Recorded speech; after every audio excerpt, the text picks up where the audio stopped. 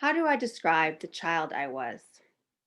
Anxious and insecure, pretty and fun, abused and damaged, a bossy big sister, and a hopeless teacher's pet.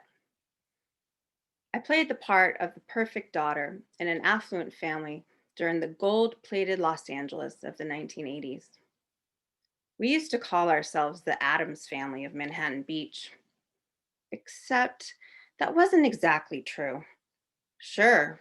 Inside the house, my dad was a nudist, and we joked about what weirdos we were. But to the outside world, we presented a very keeping up with the Kardashians vibe. Four intelligent, well-dressed children, a Louis Vuitton toting stay-at-home mom in a flashy red Cadillac, and a dad making enough money to finance a 5,000 square foot McMansion. I was a child who wanted to do everything right, but woke up most mornings disappointed and ashamed because I had wet the bed again. I was a pleaser. I overachieved my way to straight A's to earn the praise of my parents and teachers. I avoided getting into trouble at all costs. Mistakes meant spankings and angry arm grabs from my father. My mom was loving and caring and did the best she could given her domineering husband and her own abusive upbringing. Mom was very good at teaching us four kids how to eat emotionally. Popcorn if you're happy, cookies when you're sad. Dad taught us that nightly drinking was how you lived life, slipping into a sweet stupor. Dad taught us that it's not okay to have uncomfortable feelings. If you're going to cry, go to your room, was one of his favorite expressions. When my younger siblings were crying, Dad would pick them up, carry them to the fridge, unwrap a slice of Kraft American cheese, and proceed to shove it in their mouth, literally stuffing their feelings. As a child, I hid my feelings. I hid them and I ate them. I would stow away in our pantry and search for something to fill the hole in my heart. My pain tasted like mint Milanos and Chips Ahoy. It's no surprise that the feelings of the adult I have become taste like popcorn and cookies.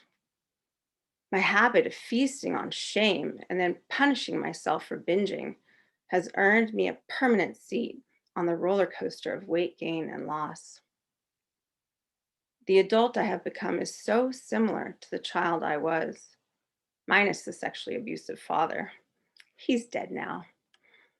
I'm grateful that I was able to state my piece before he died. I emailed and told him that he was an alcoholic who sexually abused me when I was little.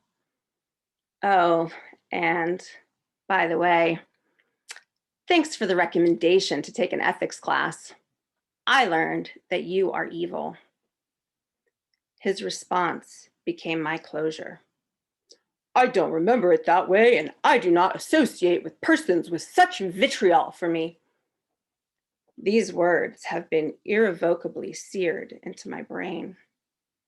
How naive of my 18-year-old self to think that I was beginning some sort of dialogue. I've spent years in therapy to treat my PTSD. Talk therapy, hypnotherapy, cognitive behavioral therapy, and EMDR. I've used mind-altering drugs like pot, alcohol, Ativan, and Klonopin to numb my pain and ease my anxiety. I've been prescribed SSRIs, SNRIs, antipsychotics, stimulants, and mood stabilizers to correct my chemical imbalance. And don't forget my favorite drug, food. Always there, cost effective, guaranteed temporary relief from my brokenness and uncomfortable feelings. The adult I've become is amazing and amazingly flawed. I work hard to overachieve, sometimes aided by my ability to wade slowly into a hypomanic state. Other times, I overachieve to cover up the extent of my depression. In an effort to make my life as a stay at home mom enough, I ran myself ragged, driving carpool and shuttling my kids to endless activities. I coached T ball and soccer. I became a Girl Scout leader, a room mom, and habitual classroom volunteer. I didn't miss a single class party or field trip.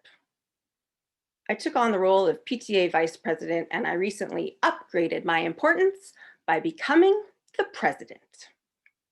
However, I can never overachieve my way out of my favorite flagellation. I am not enough. I am both disappointed in and proud of the adult I've become. I am still that anxious little girl, but in a woman's body. I'm comfortable in my habit of deference or silence because when I have the courage to speak up for myself and face resistance, I often shut down and retreat from conflict. I've recreated those familiar dynamics of my youth. I've reinvented my role of Vicky, child abuse victim, as Victoria, child abuse survivor. I've resurrected the role of my mother in my own life, full of love for her children and mood swings that pop the popcorn and comfort in cookies. But the toxic patterns my mother grew up with, alcoholism, domestic violence, and child sexual abuse, were reduced by one, domestic violence, when my mom raised her own family. Now the torch has been passed to me, and I have excised at least one more from the list, child sexual abuse. I am excising alcoholism as well because because of years of drinking off and on, I have embraced sobriety. I have raised my children with stronger senses of self. I have taught them more coping skills, and I have given them a safe home where they thrive. I've rewritten the family narrative with more tools, more mental health medications, and more awareness of the past. My work here is not done, and I will continue to fight, but it is enough that I have set up the next generation for success. This is what renewal looks like.